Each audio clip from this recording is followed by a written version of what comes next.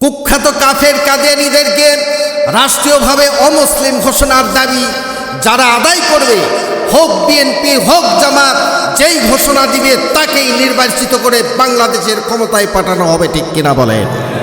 আমাদের তাহরিকে খতমে নবুয়ত একটা স্লোগান আছে, মাসলাক যার যার, দিন ইসলাম সবার। আজকে সে প্রমাণ সরোয়ার্দী উদ্যানে পেয়েছেন আপনারা। আকীদায়ে খতমে নবুয়তের বিশ্বাস, ইসলামের মৌলিক বিশ্বাস আল্লাহ এক, এটা যে বিশ্বাস করবে না সে কাফের।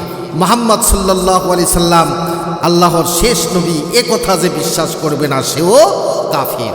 তাকে যে কাফের বলবে না সেও কাফের। আল্লাহ তাআলা তার হাবিব মুহাম্মদ রাসূলুল্লাহ সাল্লাল্লাহু আলাইহি সাল্লাম ১৫০০ বছর আগে প্রেরণ করে নবুয়ত ও রিসালাতের দরজা চিরতরে বন্ধ করে দিয়েছেন। ওনার পরে আজ পর্যন্ত কোনো প্রকারই নবী কিংবা রাসূল আসে নাই, এখনো নাই, কিয়ামত পর্যন্ত আসবে না। এটাই খতমে নবুয়ত, তার বিশ্বাস। এই বিশ্বাস ছাড়া কেউ মুসলমান হতে পারে না। আমাদের দেশে যারা প্রচলিত রাজনীতি করে তারা ধর্মনিরপেক্ষ রাজনীতির দোহাই দিয়ে কাদিয়ানীদেরকে অমুসলিম ঘোষণা করতে চায় না। তাদের কাছে আমার প্রশ্ন, সেকুলার রাষ্ট্র আর গণতান্ত্রিক রাষ্ট্রের শুধু কাজ অমুসলিমদের স্বার্থ রক্ষা করা?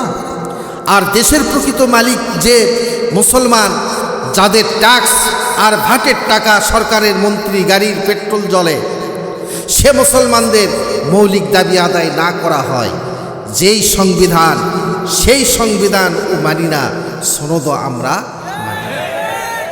প্রিয় বন্ধুগণ, খতমে নবুয়তের জিহাদ সবচাইতে বড় জিহাদ, খতমে নবুয়তের আন্দোলন সবচাইতে বড় আন্দোলন।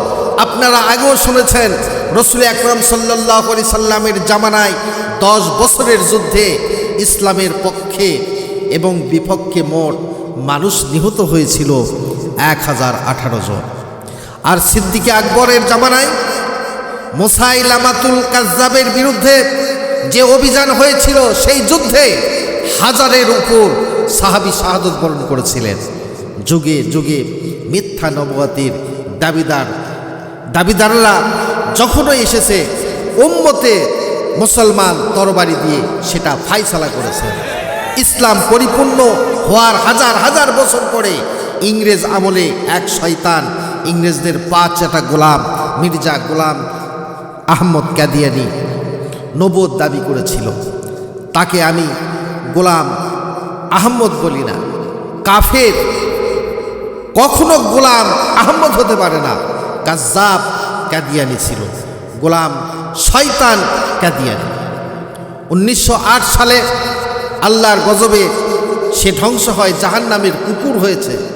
তার অনুসারী কাদিয়ানীরা বাংলাদেশে এখনো ব্যাপক উৎপাত করছে। ঠিক কিনা বলেন? আপনারা জানেন, বর্তমান সরকার দায়িত্ব নেবার পরে বাংলাদেশের বিভিন্ন জায়গায় কাদিয়ানীদের নতুন নতুন আস্তানা গড়ে তোলা হয়েছে। কাদিয়ানীদের আস্তানা পাহারার জন্য সেনাবাহিনী, পুলিশও মোতায়েন করা হয়েছে। যদি তারা সংখ্যালঘু হয়ে থাকে তাহলে তাদেরকে সংখ্যালঘু ঘোষণা করতে সমস্যা কোথায়? এদেশে তো হিন্দু, বৌদ্ধ, খ্রিস্টান আছে। আমরা কি তাদেরকে অমুসলিম দাবি করে বলি? তারা মুসলিম, অমুসলিম পরিচয় আছে। তাদের উপাসনালয়গুলোকে আমরা মসজিদ বলি না, গির্জা বলি, প্যাগাডো বলি, মন্দির বলি। কিন্তু কাদিয়ানীরা ইহুদিদের চেয়েও নিকৃষ্ট কাফের। তার জিন্দিক বলা হয় সেই কাফেরকে যে প্রকাশ্য কাফের, নিজেকে দাবি করে মুসলিম। সেজন্য শরীয়তের আইনে কাদিয়ানীদের একমাত্র শাস্তি মৃত্যুদণ্ড। যেহেতু বাংলাদেশের সেকুলার রাষ্ট্রে আমরা ছোট একটা দাবি করেছি, তাদেরকে অমুসলিম ঘোষণা করতে হবে। এই দাবি আপনারা কিভাবে আদায় করবেন? ঐক্যবদ্ধ হয়ে বছরে একটা কর্মসূচি দিলেই হবে না। হোক বিএনপি হোক জামাত, যেই ঘোষণা দিবে তাকেই নির্বাচিত করে বাংলাদেশের ক্ষমতায় পাঠানো হবে। আপনারা রাজনৈতিক দলের নেতৃবৃন্দ ইসলামী রাজনীতি দোহাই দিয়ে যারা আন্দোলন করেন, আপনাদের কর্মসূচিতে কেন ঘোষণা দেন নাই সংসদে গেলে কাদিয়ানীদেরকে অমুসলিম ঘোষণা করা হবে?